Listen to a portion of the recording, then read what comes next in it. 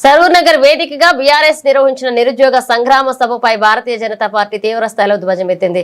ఈ సభ యువతకు ఉద్యోగాలు ఇప్పించడానికి కాదు అని, పదవులు కోల్పోయిన బాధతో రాబోయే ఎమ్మెల్సీ ఎన్నికల్లో ఓట్ల కోసం ఆడుతున్న దొంగ నాటకమని బీజేపీ రాష్ట్ర ఉపాధ్యక్షులు కాసం వెంకటేశ్వర్లు మండిపడ్డారు.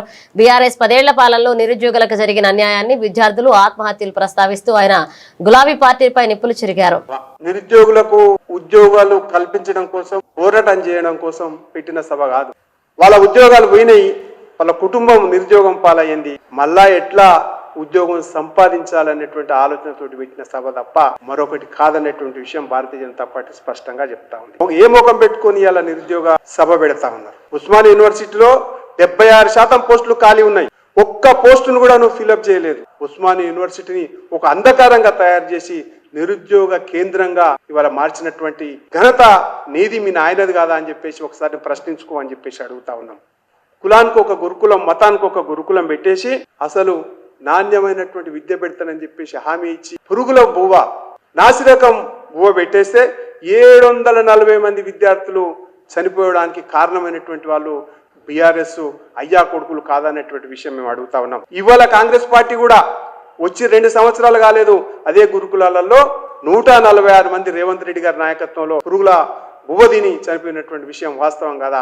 బీఆర్ఎస్ పార్టీ అధికారంలోకి వచ్చినప్పుడు 1,27,000 ఉద్యోగాలు ఖాళీ ఉన్నాయని చెప్పేసి అసెంబ్లీ సాక్షిగా చెప్పి కేవలం 27,000 ఉద్యోగాలు మాత్రమే ఇచ్చి, అవి కూడా పోలీస్ కానిస్టేబుల్, డ్రైవర్లు, విద్యాశాఖలో టీచర్లు తప్ప మిగతా అన్నింటిని కూడా గాలికి వదిలేసినటువంటి మాట వాస్తవం కాదా? కేటీఆర్ దీనికి సమాధానం చెప్పినవా? ఇవాళ చెప్పకపోవడం నీ సిగ్గుమల్లతనానికి నిదర్శనం అనేటువంటి విషయం ఈ సందర్భంగా Bharatiya Janata party ప్రశ్నిస్తుంది. Group 1 paper ని 3 సార్లు లీక్ చేసినావు, 3 సార్లు పరీక్ష రాయించినావు, 3 సార్లు వాయిదా వేసినావు. గ్రూప్ 2, గ్రూప్ 3 నియామకాలని ఇన్ని 10 సంవత్సరాల్లో ఎప్పటి కూడా పూర్తి చేయకపోవడం నీ చేతగాని పతనానికి నిదర్శనం కాదా కేటీఆర్ అని చెప్పేసి మేము అడుగుతా ఉన్నాం.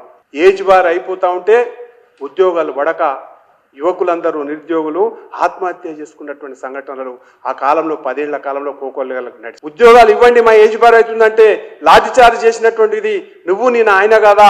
10 ఏళ్ల కాలంలో కేటీఆర్ ఎప్పుడైనా ఒక యూనివర్సిటీకి పోయినవా అని చెప్పేసి మేము అడుగుతా ఉన్నాం. ఉస్మానియా యూనివర్సిటీ 100 ఏళ్ల పండుగ జరుపుకుంటే కూడా నువ్వు పోలేక పోలీసు నిర్బంధంలో ఆ యొక్క పండుగను జరిపినటువంటి హీనుడు మీ నాయన నువ్వా కాదా అని చెప్పేసి దీనికి సమాధానం చెప్పాల్సినటువంటి అవసరం ఉంది. నిరుద్యోగ వృత్తి 3,116 ఇస్తామన్నావు కేసీఆర్ ఎందుకు ఇయ్యలేదని చెప్పేసి మేము అడుగుతా ఉన్నాం. ఇవాళ దానికి సమాధానం చెప్పాల్సి ఉండే, నిరుద్యోగ యువతకు క్షమాపణ చెప్పి సభ పెడుతున్నాం అని చెప్పేసి అంటే బాగుంటుండే.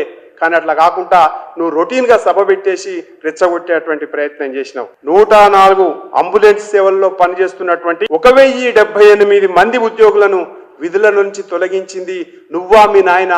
ఎందుకు తొలగించిరో సమాధానం చెప్పాలని మేము అడుగుతా ఉన్నాం.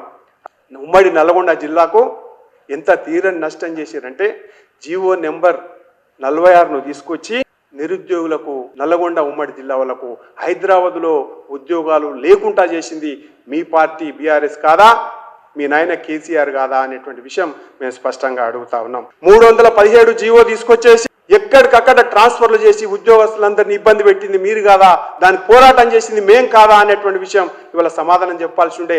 దాన్ని కూడా ఎందుకు దాటవేసినవో కేటీఆర్ అని చెప్పేసి అడుగుతా ఉన్నాం. ఉద్యోగాలు రావడం లేదని, ఏజ్ బార్ అయిపోతుందని చెప్పేసి కాకతీయ యూనివర్సిటీకి చెందినటువంటి సునీల్ నాయక్ కారణం బీఆర్ఎస్ పార్టీ, బీఆర్ఎస్ ప్రభుత్వం, కేటీఆర్ కాదా అని చెప్పేసి మేము అడుగుతా ఉన్నాం.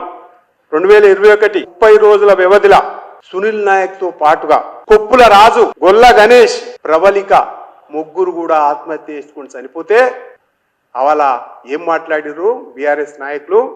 ప్రవళిక అనే అమ్మాయి కారణంతో చనిపోయిందని చెప్పేసి బదనాం చేసేటువంటి ప్రయత్నం చేశారు తప్ప మీరు ఎక్కడ కూడా వాళ్ళ కుటుంబాలకు న్యాయం చేయాలని చెప్పేసి ప్రయత్నం చేయలేదు.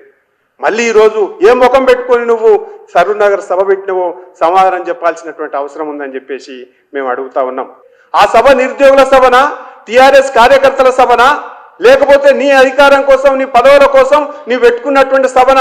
ఇలా సమాధానం చెప్పకుండా దాట వేసి ఇలా యువకులని, విద్యార్థులని మళ్ళొకసారి ఎమ్మెల్సీ ఎన్నికలలో నాకు ఓటు వేయించాలి, గెలిపించాలని చెప్పేసి దొంగ నాటకాల కోసం సభ పెట్టినవా? సమాధానం చెప్తే బాగుంటుండే.